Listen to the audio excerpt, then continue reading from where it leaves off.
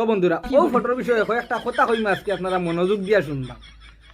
তো কত হয়েছে বন্ধুরা, এই যে ফটো যেটা দেখায় অনেকদিন থেকে সোশ্যাল মিডিয়াত বাইরে লো। তো বন্ধুরা কত হয়েছে, একটা গ্রামের আর একটা বেটা আসলো, হে অনেক টাকা পয়সা আলা, অনেক ধন সম্পদ আলা।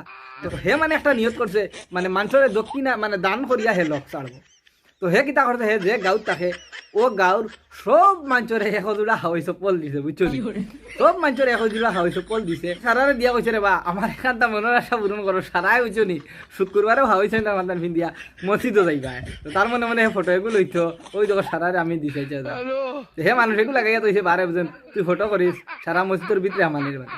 তো সারা গিয়া বা হামাইছে নমাজো হেরুমাই যাইছে স্যান্ডেল সুর এই সুরার সুরা আইছে ভাই অকল বোন যা সুর দেখো, কিন্তু ই যা সুর আমার জিন্দেগি দেখলাম না, এই ফার্স্ট দেখলাম।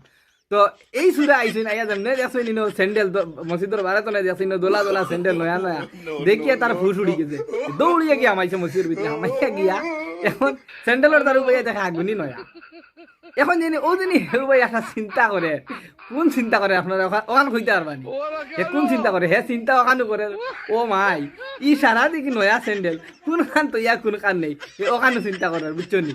তো বন্ধুরা এই ভিডিওটা কেউ সিরিয়াস নিবা না, আমি একটা মজার গল্প আর বানাইয়া কইলাম।